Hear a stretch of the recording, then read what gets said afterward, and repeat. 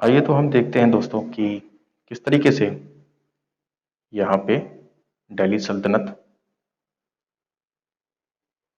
दिल्ली सल्तनत का एस्टेब्लिशमेंट होता है। मुस्लिम रूल, इस्लाम धर्म यहाँ पर एस्टेब्लिश होगा, मुस्लिम रूल। तो यहाँ पर हमने देखा कि पृथ्वीराज चौहान हार जाते हैं, चौहान्स हार जाते हैं मोहम्मद गौरी से। तराइन के युद्ध हुआ था, बैटल ऑफ तराइन, एंड यहाँ पर गौरी जीतते हैं और उनके जो गुलाम हैं कुतुबुद्दीन ऐबक, वो यहाँ पर रूल करते हैं दिल्ली में। फिर इल्तुतमिश, तो यहाँ पर आप देखेंगे कि ऐबक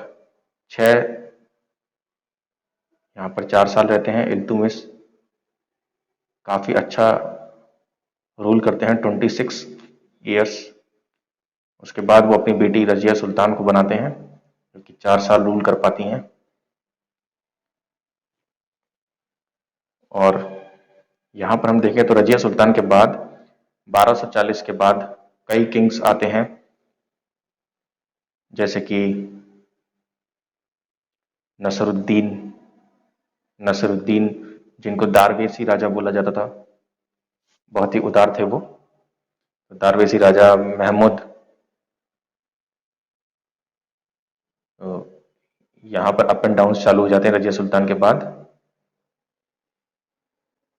एंड बहराम शाह के टाइम पे, इसी समय में बहराम शाह जो थे रजिया सुल्तान के बाद जो बने,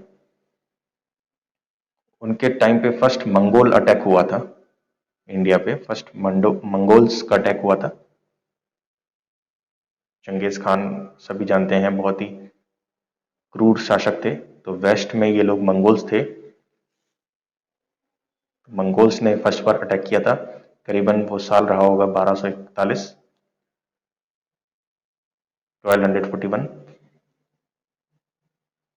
तो मंगोल्स एक एक्सटर्नल सिक्योरिटी के लिए प्रॉब्लम हो गए थे और मालूम चल गया था कि यहाँ पर मंगोल्स का खतरा है। तो बलबन यहाँ पर आते हैं 1266 से। तो बलबन की जो नीति थी वो ये थी कि वो एक स्ट्रांग सिक्योरिटी दें। तो उन्होंने सेंट्रलाइज्ड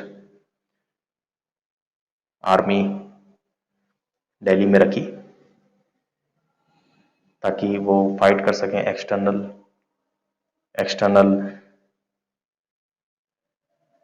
मंगोल्स के अटैक को, प्लस इंटरनल सिक्योरिटी जो रॉबरिंग होती थी उसको भी कंट्रोल कर सकें। तो यहाँ पर हम देखेंगे कि इल्तुतमिश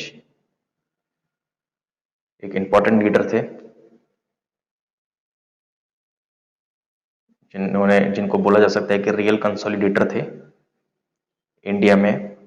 ऐबक ने कुछ वॉर लड़े, लेकिन इल्तुतमिश ने पूरा सिस्टम जो है, चालीसा सिस्टम इस्टेब्लिश कर दिया। अपने सारे जो नोबल्स थे उन सभी को यहाँ पर इस्टेब्लिश कर दिया, और मुसलमान रूल की पूरी, इस्लाम रूल की पूरी यहाँ पर नींव रखी भारत में।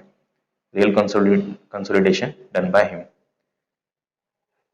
यहाँ पर खिलजीज जो थे, उनमें Alauddin Khilji strong army maintain करते हैं। ब्रांडिंग ऑफ हॉर्स, दाग, एक सील लगा देते थे हॉर्स में, और हॉर्स को काफी अच्छा मजबूत रखते थे, सैलरी कैश में देते थे। तो इस तरीके से इन्होंने स्ट्रॉन्ग आर्मी रखी, और पूरे इंडिया में साउथ तक मलिक गफूर अलाउद्दीन खिलजी के गुलाम थे। मलिक गफूर वो पूरे उसमें लेके जाते हैं। स्ट्रॉन्ग टैक्स सिस्टम इन्होंने करा,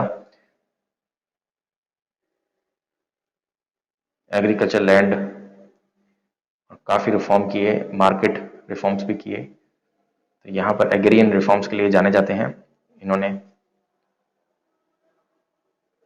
टैक्स रिफॉर्म्स, क्योंकि एक मजबूत आर्मी बनाने के लिए राजा के पास पैसे भी होने चाहिए। तो यहाँ पर टैक्स रिफॉर्म्स हुए, एग्रियन रिफॉर्म्स हुए, मार्केट एस्टैब्लिश हुए, मार्केट में प्राइस कंट्रोल करी। तो यहाँ पे ये चीज इंपॉर्टेंट हुई। तुगलक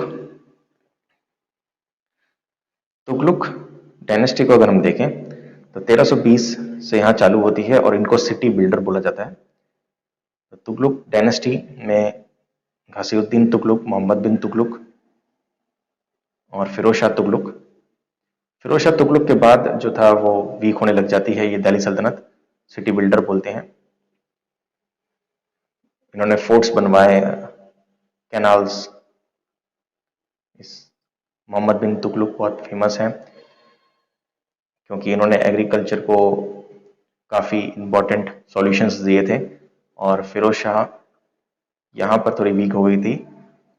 और जो नेक्स्ट इम्पोर्टेंट ईयर है वो आएगा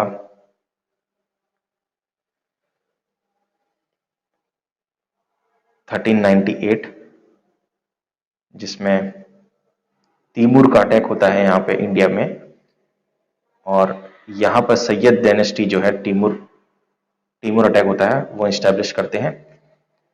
तो तैमूर अटैक के बाद काफ़ी हद तक जो इंडिया के राजा थे वो ना फ्री हो जाते हैं, अपने आप को फ्री घोषित कर देते हैं। तो यहाँ पर जो इम्पोर्टेंट है, अगर आगे देखें तो इनको सैयद को हराते हैं, सिकंदर लोदी बहुत इंपॉर्टेंट थे, बलौल लोदी, सिकंदर लोदी और फिर इब्राहिम लोदी इसके बाद आते हैं। सिकंदर लोदी बहुत इंपॉर्टेंट है अगर उनका एडमिनिस्ट्रेशन देखा जाए तो, इब्राहिम लोदी।